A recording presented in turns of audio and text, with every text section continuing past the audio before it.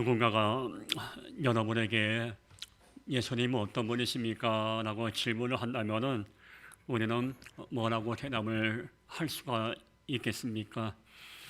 예수님은 하나님의 아들이시죠. 그리고 인간의 몸을 입고 이 땅에 오신 분이고 우리의 죄를 해결하기 위해서 피 흘리신 분이십니다. 절망 가운데 빠져 있는 우리들에게 소망을 주기 위해서 이 땅에 오셨던 분이고, 또한 우리가 무거운 짐으로 많은 삶의 문제로 어려움을 당할 때 우리의 무거움을 해결하시고 우리의 마음을 어루만져 주시는 그런 분이 바로 예수님이십니다. 상처받은 자들, 또한 버림받은 인생들에게 찾아오셔서 손을 잡아주시고 품어주신 분이 바로 예수님이십니다. 요한복음 15장 15절은 정확하게 또 우리에게 예수님이 어떤 분인가를 말씀하고 있습니다. 요한복음 15장 15절 보면 이제부터는 너희를 종이라 하지 아니하리니 종은 주인이 아닌 것을 알지 못함이라 너희를 친구라 하였노니. 하나님 아들 예수님께서 우리를 종이라고 말씀하지 않고 친구라고 말씀을 하셨습니다. 예수님은 우리를 친구처럼 생각하고 있는 거예요. 여러분, 두 종류의 친구가 있죠. 배신하고 또 상처를 주는 친구가 있습니다. 순한과 방법을 가리지 않고 친구의 것을 빼앗아서 내 목표를 이루는 악한 친구가 있습니다. 그러나 정말 사랑하는 마음으로 또 그 상대방 친구의 아픔을 품고 뭔가 조금이나마 도움을 주고자 하는 이런 아름다운 친구도 있습니다. 세상 사람들은 내 목표를 위해서 친구도 이용해 먹었습니다. 그러나 우리 주님은 우리를 결단코 이용하거나 우리가 계산적으로 우리를 대하는 분이 아닙니다.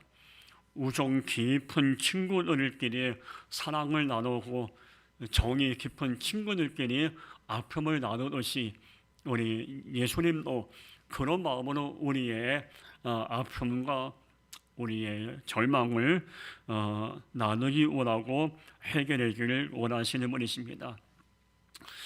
여러분 주변에 정말 허심탄회하게 내 고민과 내 아픔을 이야기할 수 있는 친구가 얼마나 됩니까? 물론 그런 친구가 있다는 것도 감사하지만은 정말 내가 마음에 무거울 때 내 곁에서 내 아픔과 내 삶의 이야기에 귀를 기울이고 계신 친구이신 예수님이 내 곁에 계시다는 것에 대해서 은혜는 감사할 수 있어야 합니다. 예수님은 조건을 걸지 않고 우리에게 사랑을 베풀어 주셨고 계산을 앞세우고 우리에게 은혜를 베풀어 주신 적이 한 번도 없습니다. 그저 아무 대가를 바라지 않고 하나님의 사랑을 우리에게 베풀어 주셨습니다. 그 드라마에 보면 사업에 실패한 친구가 어려움을 당할 때 마음이 통하는 그 친구를 찾아가서 도움을 요청합니다. 그분은 사업에 실패한 그 친구를 위해서 또 다른 친구는 정말 마음을 모아서 어려움 당하는 그 친구를 도와주는 이런 드라마의 이야기들이 연속곡의 이야기가 간혹가다 텔레비에 나올 때가 많이 있죠. 내가 고통을 당하고 삶에 짓눌려 있을 때 사람들 마음은 내 마음을 이해하는 친구를 찾아가서 내 아픔을 내어놓길 원합니다. 근데 우리 그리스도인들이 삶에 무거운 짐이 있을 때 찾아가야 할 친구는 과연 누군가? 바로 예수님이시죠. 우리가 예수님 앞에 나와서 모든 것을 내어놓는다면은 우리 친구이신 예수님은 우리 마음에 그동안 경험하지 못했던 안식과 위로와 평안을 주실 것입니다. 저는 마태복음 11장 28절을 매우 좋아합니다. 수고하고 무거운 짐진 자들아 다 내게로 오라. 내가 너희를 쉬게 하리라. 누구든지 무거운 짐을 다 있습니다. 저에게도 무거운 짐이 있고 풀어야 할 과제가 있고요. 오늘 예배드리는 여러분도 남에게 다 말할 수 없는 어려움이 있겠죠. 내 인생 가운데 찾아온 이 무거운 짐을 내가 해결할 과제들을 어떤 친구를 만나서 해결할 수 있겠습니까? 예수님, 나를 친구라고 말씀해 주시는 예수님께 나와서 내 모든 것을 다 내어놓으면 내가 너희를 쉬게 하리라고 말씀하고 있습니다. 지난 일주일 동안 여러분도 어떻게 지내고 있었습니까? 행복한 시간, 감사한 시간을 지내다가 이 자리에 나오신 분도 계시겠지만은 반면에 힘들고 어려움의 시간을 보내다가 오늘 주일날 함께 예배를 드리고 계신 분도 계실 것입니다. 분명한 것은 우리가 어떤 마음을 갖고 있든 어떤 환경에 있던 시간에 우리의 친구이신 예수님은 우리가 주 앞에 나와서 다 내어놓기만 한다면 마음을 보듬어 주시고 눈물을 고도 주시고 세상이 알지 못하는 평안함을 허락해 주실 것입니다. 오늘 본문을 고린도서의 오늘 말씀을 보면서 우리는 예수님이 내 인생의 안식과 쉼과 평안을 주시님이고 내 인생을 고장나고 무너지고 상처받은 내 삶을 치유하시는 치유자이심을 우리 믿어야 하는 것입니다.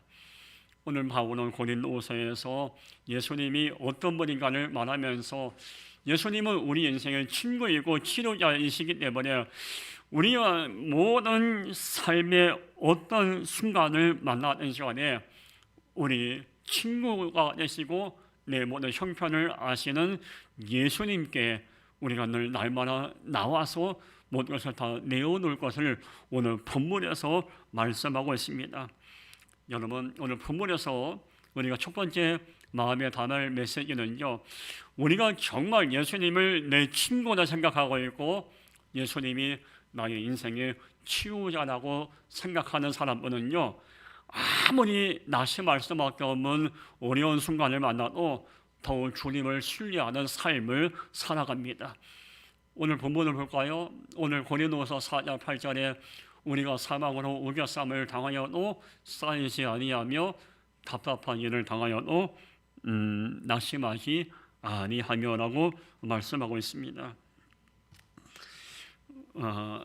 사망으로 우겨쌈을 당하고 마음이 무거울 때가 있고 이것 때문에 낙심할 수밖에 없는 일들이 참 많이 있습니다. 우리는 지난 2년 가까이 2년 넘게 코로나로 말미암아 우겨쌈을 당했죠. 참 어려운 일 많고 이 코로나 때문에 많은 국민들이 답답했습니다. 그래서 낙심하고 또 요즘 코로나로 말미암아 웬만한 조그만 식당들은 다 문을 닫아버리고 이런 정말 낙심하고 답답할 일들이 우리 주변에 참 많이 있습니다. 근데 우리가 분명히 알아야 할 것은 예수님이 나의 친구이시고 나를 치유하시고 내 무거운 점을 해결해 주실 거라고 분명히 믿는 사람들은 아무리 낙심할 수밖에 없는 어려운 순간을 만나도 낙심하지 않습니다. 왜? 내 무거운 점을 해결하신 예수님이 내 친구이기 때문에 낙심하지 않습니다. 그런데 문제는 많은 이들이 낙심하고 좌절하고 가슴을 치고 답답함을 느끼는 이유는 온전히 주님을 신뢰하지 못하고 예수님을 이 땅에 보내신 하나님을 온전히 바라보지 못하고 눈에 보이는 환경만 바라보고 지금 배워지고 있는 일들만 바라보기 때문에 낙심하고 좌절하는 겁니다. 시편 42편 5절에 보니까 내 영혼아 네가 어찌하여 낙심하며 어찌하여 내 속에서 불안해하는가. 목사도 낙심할 때가 있고요, 마음에 불안함이 임할 때는 있습니다. 여러분도 낙심하고 불안할 수밖에 없는 순간을 만날 때가 많이 있습니다. 왜 그럴까요? 우리들 마음속에 연약함이 있기 때문에 그래요. 우리가 연약한 마음을 갖고 있기 때문에 삶의 큰 문제를 만나면은 그 문제만 바라보았지 하나님을 보지 못하기 때문에, 하나님을 신뢰하지 못하기 때문에 목사의 마음에도 불안과 낙심으로 가득 찬 겁니다. 시편 45절에 너는 하나님께 소망을 두라고 말씀하고 있죠. 너는 하나님께 소망을 두라는 얘기는 하나님을 바라보라는 얘기예요. 절망의 순간, 또 고통의 순간을 바라보면서 낙심하지 말고 그 삶의 인생의 주관자이신 하나님을 바라보라는 이야기예요. 정말 우리가 온전히 하나님을 바라보면 낙심할 수밖에 없는 중에도 낙심하지 않습니다. 이게 정말 경험해본 자만이 알 수 있는 영적 비밀입니다. 오늘 우리가 낙심을 한다는 것은 100% 하나님을 신뢰하지 않는 거예요. 99%가 아니라 100% 하나님을 신뢰한다면 우리는 낙심할 수가 없어요. 우리가 절망하고 낙심할 수밖에 없고 마음의 불안함을 느낄 때 성령은 뭐라고 말하는지 아십니까? 그 시간에 차라리 기도하라고 우리에게 말씀하고 있습니다. 누가복음 18장 1절에 예수께서 그들에게 항상 기도하고 낙심하지 말아야 할 것은 비유로 말씀하여 항상 기도하고, 오늘 그 누가복음 18장 1절 보면은 낙심하지 말아야 할 것은 이 말씀 앞에 뭐가 있죠? 항상 기도하라는 말씀이 있어요. 낙심할 시간이 있으면은 그 시간에 하나님 앞에 엎드려 기도하라는 얘기예요. 똑같은 시간인데 불안하고 근심되고 염려가 되는 그 시간에 어떤 이는 기도합니다. 예수님의 삶을 볼까요? 예수님도 정말 낙심하고 어려운 순간 참 많았습니다. 그런데 예수님은 한 번도 주저앉아서 한숨을 내세우고 가슴을 치고 걱정하고 낙심한 적이 없어요. 예수님은 그 정말 낙심할 수밖에 없는 그 순간에 하나님 앞에 엎드려 기도했습니다.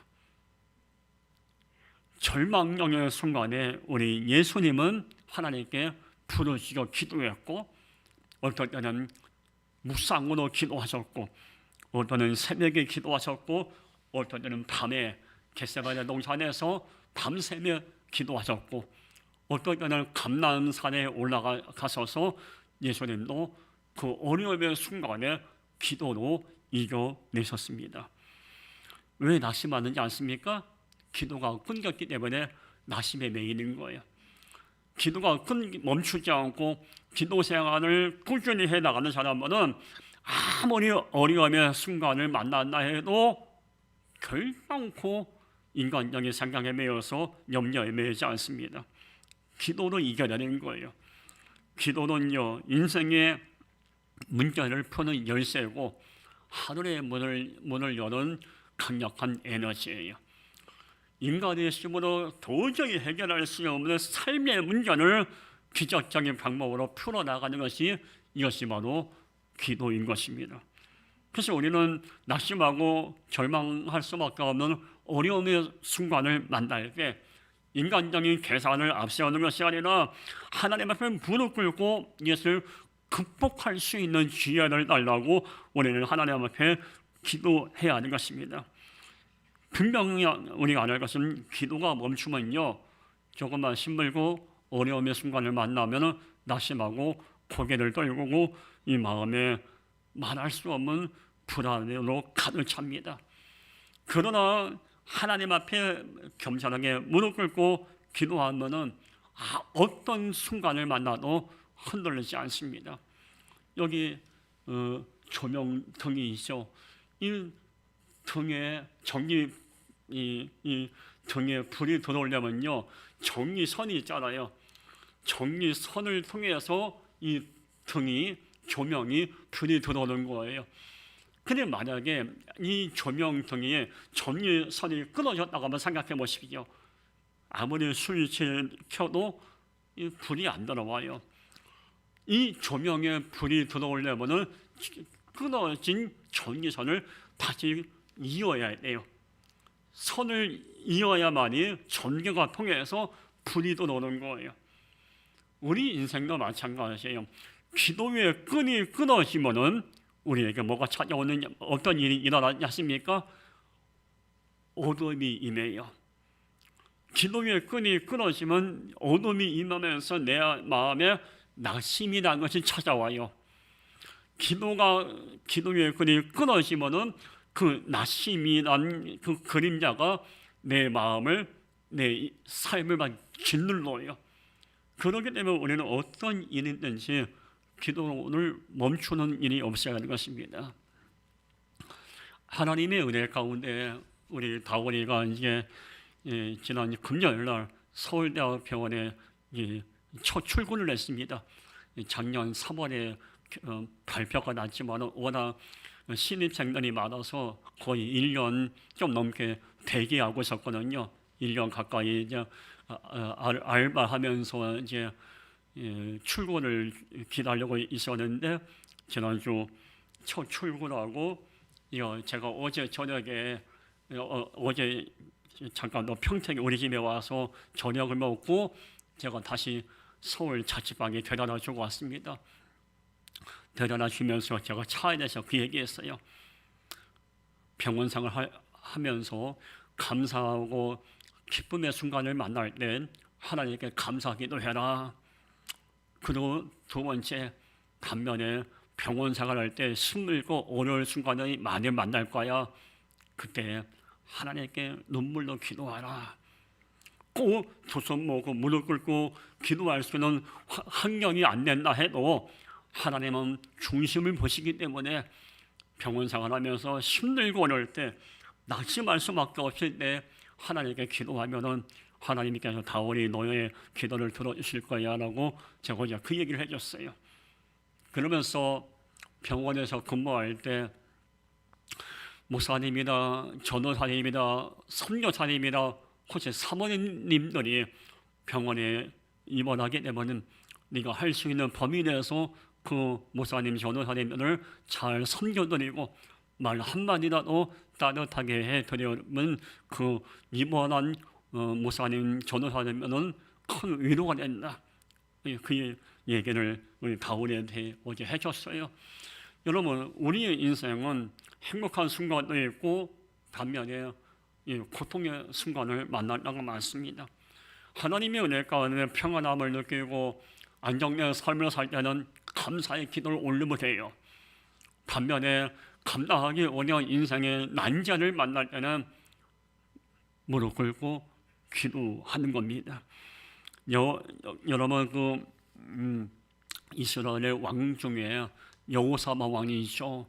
여호사밧 왕이 이스라엘의 왕이 된 이후에 열왕기하 20장에 보면 전쟁이 났습니다. 모압과 암몬과 마올이라는 세 나라가 연합군을 만들어서 이스라엘을 쳐들어왔어요. 여호사밧 왕은 이 현실을 앞에 어떻게 해결할 방법이 없습니다. 그 열왕기하 20장 10절에 보면은 12절에 보면은 여호사밧 왕이 하나님을 찾아옵니다. 그리고 엎드려 기도합니다. 하나님 도와주세요. 하나님이 도와주셔야만이 이 전쟁을 이길 수가 있습니다. 간절히 기도합니다. 여호사밧 왕도 낙심할 수밖에 없고 이 공포와 두려움에 빠질 수밖에 없었습니다. 그러나 그 고통의 순간에 여호사밧 왕이 선택한 것은 낙심이 아니고 기도였습니다. 기도하는 자만이 하나님이 역사하시고 기도하는 자에게 기적적인 은혜가 임합니다. 고린도서 7장 6절에 그러나 낙심하는 자들을 위로하시는 하나님이 기도가 오므로 우리를 위로하셨으니, 여기 보면 뭐라고 말씀하고 있습니까? 낙심한 자들을 위로하시는 하나님. 예수님 당시에 소경 바리매오, 키 작은 삭개오, 또 피를 쏟았던 여인 막달라 마리아, 병든 자, 소외된 자, 또한 사회에서 인정받지 못한 이들, 그들이 마음이 찢어지고 상처나고 낙심한 그대로 그들은 누굴 찾았습니까? 예수님을 찾고 예수님 앞에 나왔어요. 그때 예수님은 그들을 위로해 주었어요. 그들의 아픔을 싸매 주셨어요. 이 사순절 기간에 병들고 실패하고 낙심한 자의 마음을 싸매 주신 예수님의 마음을 품어야 돼요. 그러면 예수님이 어떤 마음이 있었기 때문에 그 낙심한 자를 위로했을까요? 하나님 아버지의 마음이 예수님의 마음에 계셨기 때문에 이렇게 위로한 거예요. 하나님 아버지의 마음은 이와 같이 낙심한 자들이 아버지 앞에 나와 무릎 꿇고 기도할 때 그들을 위로하시고 그들을 품어주시는 마음이 하나님 아버지의 마음이에요. 여러분 마음에 일일이 누군가에게 말할 수 없는 무거움이 있다면요, 우리를 위로하시는 하나님 앞에 내어놓으시십시오. 하나님 앞에 다 내어놓으신다면 우리 하나님은 우리가 생각지 않은 방법으로, 정말 경험하지 못한 방법으로 우리의 마음을 위로해 주실 것입니다. 그리고 오늘 우리가 두 번째, 우리가 예수님을 친구나 생각하고 예수님이 내 인생의 치유자라고 생각하는 사람은 어떤 삶을 살아가야 하냐? 오늘 두 번째, 날마다 죽어가는 삶을 살아가야 합니다. 오늘 고린도서 4장 10절 보면은 우리가 항상 예수의 죽음을 몸에 짊어지면 예수의 생명이 또한 우리 몸에 나타나게 하려 함이라. 여러분 보면은 뭐라고 기록되어 있습니까? 예수의 죽음을 몸에 짊어지면 이런 말씀이 있습니다. 이거 무슨 얘기냐면은 예수님은 이 땅에 왜 오셨냐면요, 죽으시기 위해서 오셨어요. 예수님이 고난받고 피 흘리고 죽으셔야만이 우리가 살 수 있기 때문에 예수님은 우리를 위해서 대신 죽으시기 위해서 이 땅에 오신 거예요. 우리를 위해서 대신 고난을 당하시기 위해서 이 땅에 오셨고, 우리가 받아야 할 멸시와 조롱을 대신 받으시기 위해서 이 땅에 오셨던 겁니다. 우리가 받아야 할 상처, 우리가 받아야 할 고통을 대신 짊어지기 위해서 예수님은 이 땅에 오신 거예요. 그래서 우리 때문에, 여기는 최모사 때문에, 여러분 때문에 추하고 폐역하고 정말 부끄러운 죄를 범하고는 나 같은 인간들 하나 죄사하시고 구원하시기 위해서, 우리를 살리기 위해서 이 땅에 오신 거예요. 그저 우리를 살리기 위해서 뭔가 희생 제물이 필요했기 때문에 예수님은 본인이 어린 양이 되어서 희생 제물이 되신 거예요. 구약 시대에는요, 사람들이 죄를 범하면요, 대제사장이 흠없는 어린 양을 잡아다가 물로 깨끗하게 닦아서 이게 칼로 각을 넣어서 그 어린 양을 대신 제물로 바칩니다. 근데 대제사장이 만약에 예를 들면 제가요, 죄를 범했어요. 체주머니가 죄를 범했습니다. 그래서 이 죄를 용서받기 위해서 어린 양을 하나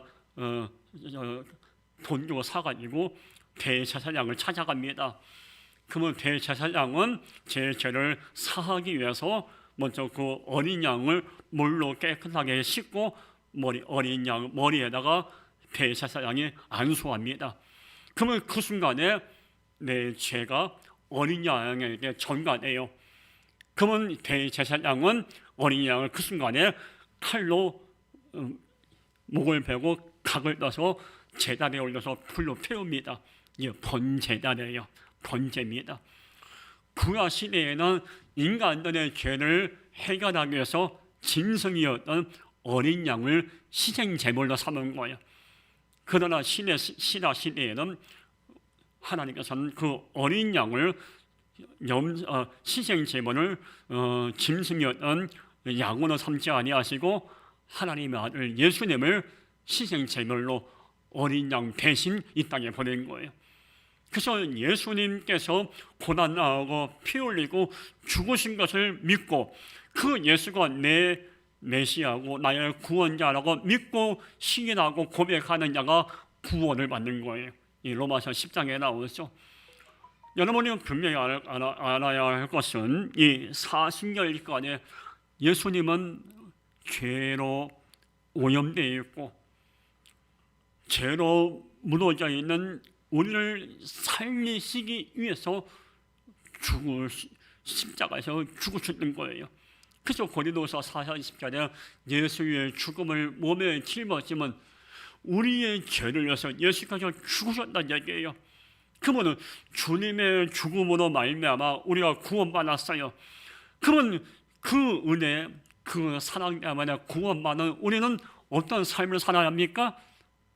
우리는 예수께서 날마다 죽으신 것처럼 우리는 죽어야 돼요. 우리는 예수님이 죽어야 돼요. 이 죽음은 육체의 죽음이 아니에요. 칼로 내 배를 찌르고 목을 찔러서 죽어야 한다, 이런 의미가 아니에요. 내 안에 있는 부패한 생각, 부정적인 마음의 자세 다 죽여야 되는 거예요. 정말 예수님께서 죽으셔서 그 죽음의 대가로 우리가 구원받는 자라면은 내 마음에 있는 우상에게 마음을 빼앗기고 있는 이 마음 다 죽여야 돼요. 내 마음에 자리 잡고 있는 악한 세상과 타협하는 이거 다 죽여야 돼요. 고린도서 15장 31절 말씀에 형제들아 내가 그리스도 예수 우리 주 안에서 가진 바 너에게 대한 나의 자랑을 두고 단언하노니 나는 날마다 죽노라 했어요. 바울의 고백이죠. 바울도 예수님 만나고 난 다음에 날마다 죽었어요. 자기를 늘 죽였어요. 자기 몸 안에 있는 본능, 부정적인 생각, 육체적인 생각들, 또 품어서야 안 되는 미움, 남을 시기하는 마음, 남을 존경하는 마음 날마다 죽였어요. 이게 사도 바울이에요. 오늘 이 사순절 기간이고 다음 주에 고난 주간이 시작이 될 텐데 이 거룩한 이 사순절 기간에 우린 내가 죽여야 할 것이 뭔가, 내가 정리하고 내가 내려놓을 것이 뭔가 한번 돌아봐야 돼요. 내 마음에 의심하는 마음이 있다면 그거 죽여야 돼요. 의심은 하나님께서 원하는 바가 아니에요. 의심하는 자가 아니라 하나님을 신뢰하고 믿는 이런 성숙한 모습이 필요해요. 육체적인 생각, 무엇을 먹고 무엇을 마실까 철저하게 이기 생각을 갖고 있고 나만 배부르고 나만 은혜 받으면 되고 나만 성령 충만하다는 신앙의 이기주의를 죽여야 돼요. 이걸 다 죽이고 정말 성숙한 모습으로 우리 모습이 거듭나야 돼요.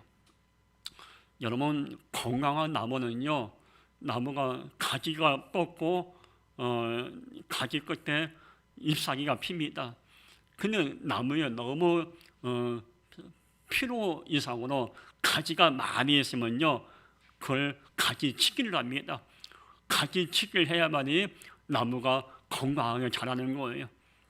이와 같이 우리의 모습을 돌아보면서 훨씬 내 인생 가운데 미움의 가지, 질투의 가지, 비난과 또한 시기의 가지가 있다면 다 잘라내야 돼요. 그리고 날마다 내 안에 있는 부패한 모든 육체적인 생각들을 다 십자가에 못 박고 하나님 앞에 신실한 모습으로 깨끗한 모습으로 거듭나야 돼요. 인생은 한 번밖에 살지 못합니다. 한 번밖에 살지 못하는 인생을 누군가를 미워하고 누군가를 저주하고 이렇게 산다면 얼마나 불행한 인생입니까? 예수님의 삶을 보세요. 한 번도 미워한 적이 없어요. 근데 우리는 이 마음에 미움이라는 감정이 가득 차서 어떤 때는 남편을 미워할 때가 있고 아내를 미워할 때가 있고 심지어 부모도 미워할 때가 있고 자식이 미울 때가 있어요. 교회 안에서도 성도가 미울 때가 있고 목사가 미울 때가 있어요. 우리 안에 이 미움이라는 감정, 상대방에 대한 이 악한 미움이라는 감정이 있다면 그거 다 죽여야 돼요. 하나님께서 우리에게 원하는 것은 뭡니까? 미움의 감정을 다 죽이고 이 마음에 사랑의 감정으로 회복되는 것을 원하고 계십니다. 예배소서 5장 2절에 그리스도께서 너희를 사랑하신 것 같이 너희도 사랑 가운데서 행하라. 예수님은 우리를 어떻게 사랑했습니까? 아까 말씀드렸지만 조건을 걸지 않고 대가를 받아지 않고 무조건적으로 우리를 사랑하셨습니다.